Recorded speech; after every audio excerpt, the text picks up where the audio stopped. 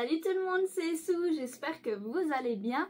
Aujourd'hui on se retrouve pour un petit bilan de lecture sur 3 mangas, sur 3 nouveautés, 3 histoires relativement différentes. Je vais commencer tout d'abord par le tome 1 de Animal Human. Celui-ci, j'avais vu beaucoup passer sur les réseaux sociaux, j'avais vu plein de petits extraits, donc quand j'ai vu qu'il était annoncé, j'étais trop contente, j'avais très envie de le découvrir, il avait l'air très glauque, peut-être gore et tout, et franchement, j'ai pas été déçue. Je l'ai bien kiffé, je l'ai bien conseillé, et du coup, je les avais tous vendus à ma boutique, j'étais trop contente. Animal Human, c'est édité le 1er octobre 2025 chez Mangetsu. C'est un seinen et l'œuvre est en cours actuellement. Au Japon, je crois qu'ils en sont à 3 tomes. Donc nous, voilà, il y a le premier qui est là. Et du coup, je vous mets le résumé juste ici. Animal Human, c'est vraiment l'inverse de notre monde actuel.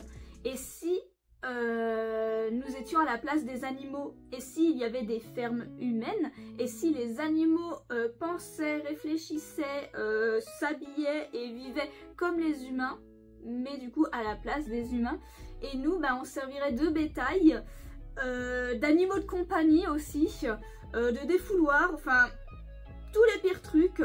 Et en fait c'est vrai que la lecture est ultra perturbante, j'en avais parlé avec un client à moi, c'est vrai que ça fait bizarre quand on lit l'œuvre parce que on se dit que les animaux pour certains vivent ça au quotidien, et du coup de voir, même si on est au courant notamment, le lire, le voir des humains du coup être traités comme ça fait bizarre, vous voyez, ça fait vraiment bizarre. Surtout quand on les voit perdre complètement la tête, les voir aboyer parce qu'ils servent d'animaux de compagnie, enfin c'est trop perturbant, mais juste parce qu'en fait c'est des humains comme nous, du coup on s'identifie à eux et du coup on se dit ah ouais, chaud. Même jusqu'à cette scène elle m'avait marquée parce que je nous vois pertinemment faire ça, des humains qui ont été capturés, qui ont peur, qui sont dans un coin, et on voit les animaux brailler en disant ah ils sont mignons et tout, regardez-nous, regardez par là, enfin c'est comme si nous on allait voir des petits chatons, des petits chiots en animalerie et qu'on essayait d'attirer leur attention. Enfin, le parallèle est vraiment trop bien fait, c'est super perturbant du coup, vu que c'est face à des humains qui sont traités de la sorte, du coup on est des humains. Mais ouais, c'est gros message, bam comme ça, peut-être petite critique aussi sur certains traitements envers les animaux, qui est totalement legit. Du coup ouais, c'est vrai que c'est perturbant, et là dans l'histoire on suit un papa qui va avoir sa voiture de cracher. Il a une petite fille et du coup il va se retrouver dans cette espèce de village où il y a ces animaux humains là, ces sortes d'anthropomorphes, et ils vont être hyper sympas au départ, très aimables, une très belle hospitalité, tout ça.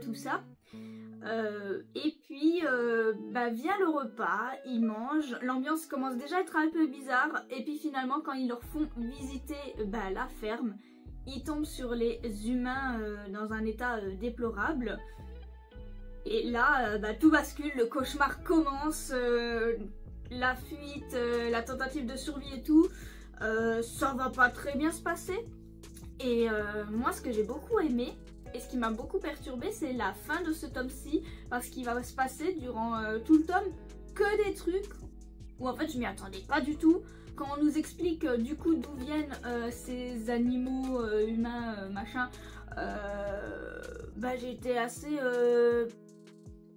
surprise aussi.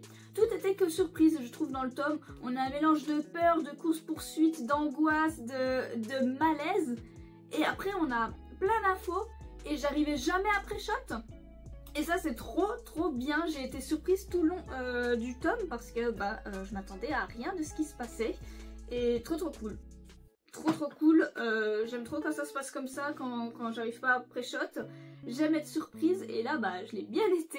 Un peu dégoûtée aussi à certains moments, mais ouais, très bon premier tome.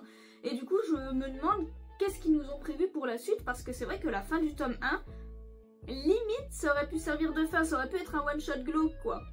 Mais il y a une suite et du coup j'attends de voir qu'est-ce que cette œuvre a dans le ventre et qu'est-ce qu'elle veut nous montrer de plus. En tout cas très bon premier tome, très bonne introduction, bien glauque, bien bizarre, bien malsain comme on aime, trop top. Et en plus les dessins ils sont super dedans. Il y a une planche que je montre souvent, enfin quand je le conseille, parce que je trouve cette planche vraiment belle. Même les animaux ils sont super bien faits, genre regardez-le, ça fait bader, ça fait vraiment bader. Terrible. Le dessin est vraiment bien, on est vraiment dans une ambiance glauque quoi. Ensuite, on va parler du tome 1 de Stage S. C'est édité chez Crunchyroll le 1er octobre 2025. C'est un shonen et l'œuvre est en cours actuellement. Celui-ci, alors j'avais pas forcément envie de le lire à la base. J'avais reçu une version non corrigée en tant que libraire, donc j'ai pu le lire. Bon, malheureusement je voulais vous faire comme Centuria à l'époque, un petit avis avant, avant qu'il sorte, parce que maintenant il est sorti, mais j'ai pas eu le temps tout simplement. Donc voilà, je fais mon petit avis maintenant sur ce petit Stage S.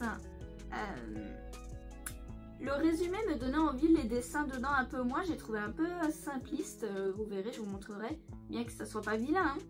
Mais j'ai trouvé que c'était bien, mais sans plus, en fait, que ça se lisait, que ça faisait très shonen classique quoi. Enfin, on a le personnage principal qui n'est pas forcément très attaché à la vie, d'ailleurs je vous mets le résumé juste ici.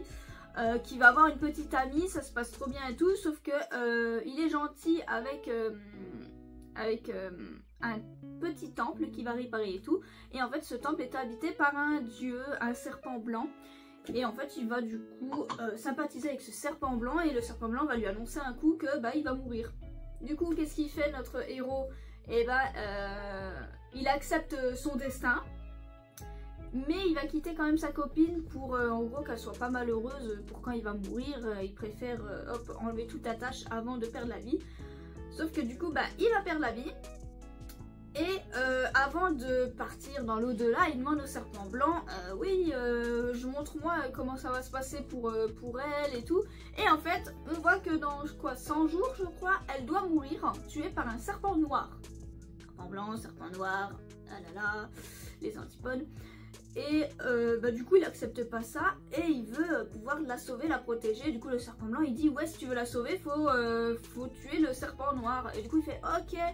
Du coup il y a une sorte de fusion qui se fait avec le serpent blanc. Du coup c'est pour ça qu'il a une sorte de mèche blanche. Et du coup en fait c'est le serpent là. Il va renaître. Enfin renaître non, il va sortir de terre là. Il va se réveiller, il va redevenir vivant. Et il va avoir du coup des espèces de pouvoirs, une force un peu surhumaine. Et en plus le mec il est trop fort, il a pas besoin d'entraînement, il a pas besoin d'explication, il arrive à se battre et à s'habituer à sa condition direct en un claquement de doigts. Je trouvais c'est un peu facile, encore une fois, le héros de shonen qui est trop fort, qui a pas besoin d'entraînement, de conseils et d'explications, hop c'est inné chez lui. Et puis du coup il va tout donner pour affronter ce serpent noir, pour gratter des informations. Il va faire équipe avec une sorte d'organisation. Ça aussi j'ai trouvé ça un petit peu redondant. J'aurais bien aimé qu'il fasse en moins sa quête tout seul et qu'il n'ait pas à avoir encore une sorte d'organisation avec des persos tous divers et variés, avec des persos un peu timbrés machin et tout. Voilà, c'est sympa à lire. Je dis pas, enfin ça se lit bien quoi, ça se lit comme un shonen classique, mais c'est redondant dans le délire un petit peu avec un personnage qui change physiquement, qui devient plus fort, nanana, avec une organisation et autres. J'ai préféré Lilymen dans ce style-là. Je sais que c'est pas exactement pareil, mais j'ai préféré quand même Lilymel, même niveau graphique. Voilà, stage S, c'est sympa, mais pour moi, bah, sans plus. Bon, les dessins restent jolis, hein, c'est juste qu'ils sont assez simples. C'est vrai que j'aurais bien voulu qu'il se bat tout seul dans sa quête, vu qu'il est super fort et qu'il arrive à s'habituer à ses pouvoirs directs, voilà quoi. Et pour terminer ce bilan de lecture de la semaine, j'ai lu le tome 1 de Servin, le roi oublié. Je vous mets le résumé juste ici. C'est édité chez Pika le 15 octobre 2025. C'est un seinen et l'œuvre est en cours actuellement. Je crois qu'au Japon, ils sont déjà à 7 tomes et quelques. Je sais pas combien de temps ça va durer au total. J'espère que ça sera pas trop long non plus. Mais écoutez, j'ai beaucoup aimé ce tome 1, de la bonne sorte de dark fantasy, c'est très cool. Donc on a quoi? On a Servin, un roi qui va se faire trahir par l'empire d'Iria qui va les attaquer et tout. Et dans l'histoire, il va y avoir beaucoup de morts et tout ça. Servin, lui, il va essayer de protéger, sauver sa fille. C'est vrai, il est très fort au combat et très badass comme roi. Moi, je l'aime beaucoup. Il va essayer de protéger sa fille. Malheureusement, sa femme, qui a aussi des pouvoirs et qui retient une sorte de dragon, va se faire tuer. Le dragon va être libéré. Et la fille, pour calmer un petit peu tout ça, elle va utiliser son pouvoir, un pouvoir un peu similaire à sa mère du coup. Sauf que ce pouvoir a un prix. C'est de devoir supprimer des souvenirs en fait, des souvenirs importants. Pouvoir utiliser ce pouvoir. Au départ, elle veut l'utiliser pour enlever tous les souvenirs de sa mère, mais du coup, Servin, son père, lui dit en gros que non, que les souvenirs qu'elle possède, c'est tout ce qui reste de sa mère, maintenant qu'elle n'est plus là. Et il lui dit en gros, je prendrai soin de toi, je serai là, enlève tous tes souvenirs de moi. C'est pas grave, les souvenirs on en refera, c'est pas ça qui enlèvera un lien entre un père et sa fille.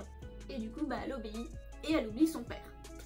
Et les voilà en train de devenir ensuite deux vagabonds qui recherchent de l'aide, qui essayent de sauver les autres gens qui sont encore en danger dans son royaume et autres, pour pouvoir récupérer son royaume quoi.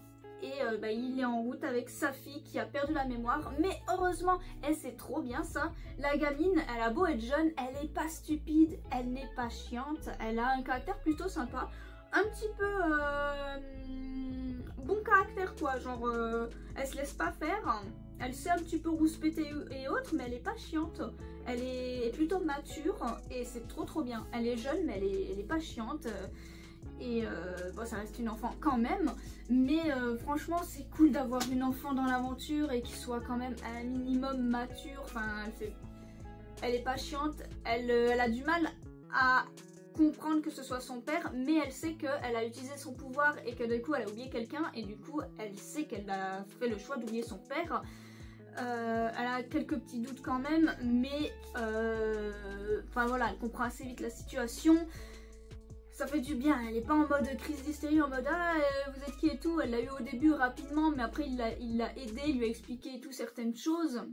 Ok, après il y a quand même un mini manque de communication entre les deux. J'espère que ça va s'arranger parce que Servin là, des fois il a joué un peu solo au niveau des émotions. Donc en espérant que ça s'améliore. Mais ouais, les voilà partis du coup à l'aventure pour essayer de récupérer leur royaume, d'avoir des alliés, tout ça. Et j'ai bien aimé. Premier tome un petit peu introductif mais pas trop, il y a quand même pas mal d'action dans ce premier tome. Et c'est trop bien, on sait direct la motivation des méchants. Bon, motivation très classique, très méchant, très les humains on n'en veut plus, on veut dominer le monde. Voilà, pas très original sur ce stade, mais en même temps ça devient compliqué de faire des trucs totalement originaux. Mais le tome en soi il est trop cool, l'histoire elle commence vraiment bien. Très bon tome introductif, j'ai beaucoup apprécié et j'ai très hâte de voir du coup le périple de Servin et de sa fille. En plus la cover je la trouvais vraiment trop stylée. Et les dessins, alors les dessins c'est peut-être pas le truc où je suis le plus fan. Après c'est pas vilain non plus. Voilà, il y a quand même des planches sympas là comme ça, avec des jolis détails.